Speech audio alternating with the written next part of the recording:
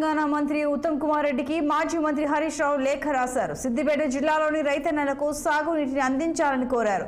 రిజర్వాయర్లలో నీరు లేదని, వర్షపాతం కూడా అతి తక్కువగా నమోదు కావడంతో తీవ్ర ఆందోళనలో రైతాంగం ఉందన్నారు. జిల్లాలోని అన్నపూర్ణ రిజర్వాయర్, రంగనాయక సాగర్, మల్లన్న సాగర్, కొండపోచమ్మ సాగర్లు పూర్తిగా నీళ్లు లేక రిజర్వాయర్లు అడుగంటిపోయే పరిస్థితికి చేరుకున్నాయని లేఖలో హరీష్ రావు తెలిపారు. గత సంవత్సరం ఇదే ఆగస్టు నెలలో అనంతగిరి రిజర్వాయర్లో 3.32 టీఎంసీల నీళ్లు ఉంటే ప్రస్తుతం 0.75 టీఎంసీలు, రంగనాయక సాగర్లో 2.38 టీఎంసీలకు గాను ప్రస్తుతం 0.67 టీఎంసీలు మాత్రమే ఉన్నాయన్నారు.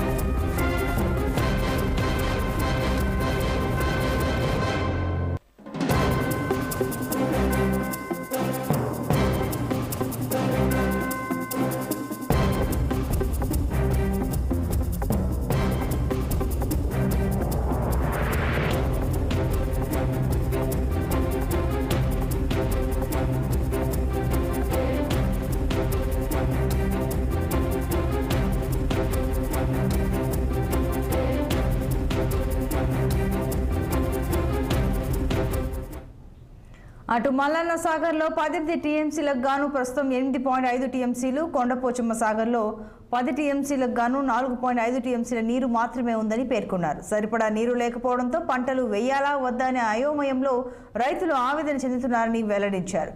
గత సంవత్సరం ఇదే సమయంతో పోలిస్తే జిల్లాల పంటల సాగు విస్తీర్ణం కూడా తగ్గిపోయిందన్నారు.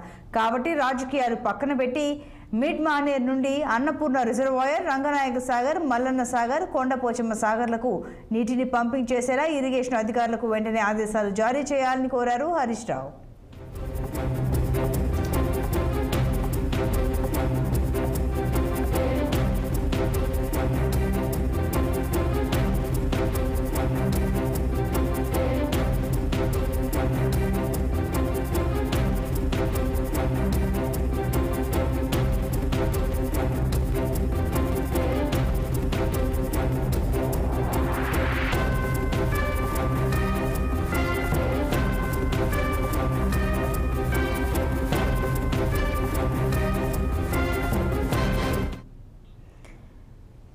ఇక ఈ అంశానికి సంబంధించి మరింత సమాచారం మా ప్రతినిధి స్వామి అందిస్తారు. స్వామి, చెప్పండి. మాజీ మంత్రి హరీష్ రావు మంత్రి ఉత్తమ్ కుమార్ రెడ్డికి లేఖ రాశారు. అయితే ఈ లేఖకు సంబంధించి మంత్రి ఉత్తమ్ ఏమైనా స్పందించారా? ఇన్ కేసు స్పందించకపోతే ఎలా స్పందించే అవకాశం ఉంది? సిద్దిపేట జిల్లాలో ఈ వర్షాభావం తక్కువ ఉండడంతో ఈసారి కరువు ఛాయలు కనిపిస్తా ఉన్నాయి.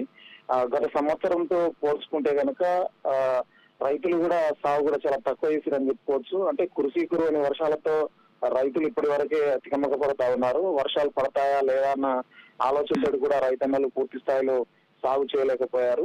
ఆ ప్రస్తుతానికైతే జిల్లాలో ప్రధానంగా చూసుకుంటే ప్రాజెక్టుల ఇక్కడ సిద్దిపేట జిల్లాలో ప్రాజెక్టులు ప్రధానంగా ఉన్నాయని చెప్పుకోవచ్చు. గత సంవత్సరం ఇదే ఆగస్టు మాసంలో మనం ఒక్కసారి ప్రాజెక్టు వివరాలకు వెళితే అప్పుడు ఎట్లా ఉన్నాయి నీళ్లు, ఇప్పుడు ఎట్లా ఉన్నాయి అంశాన్ని ఒకసారి మనం తీసుకుందాం.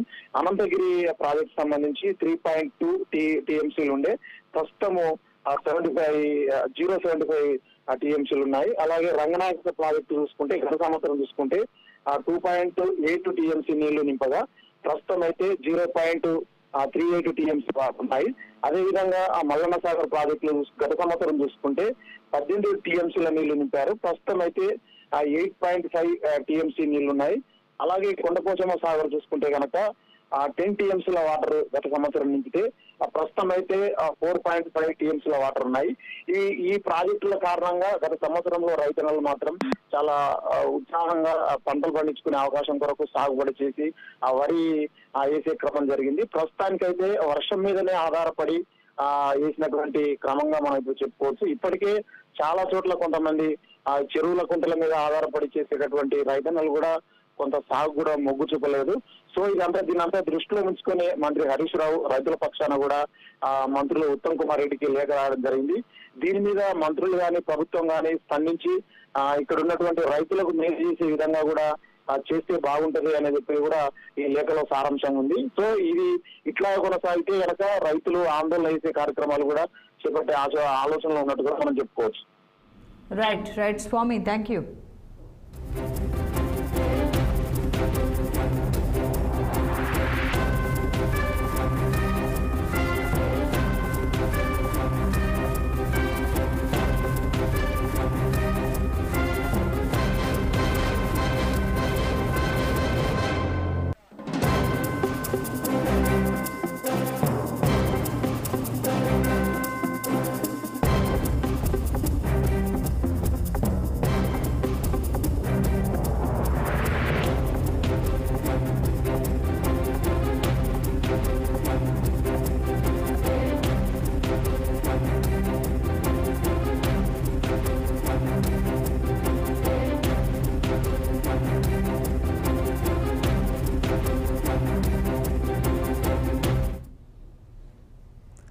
కర్నూలు జిల్లా ఆస్పరి మండలం బిల్లేకల్ గ్రామంలో అధికార ప్రతిపక్ష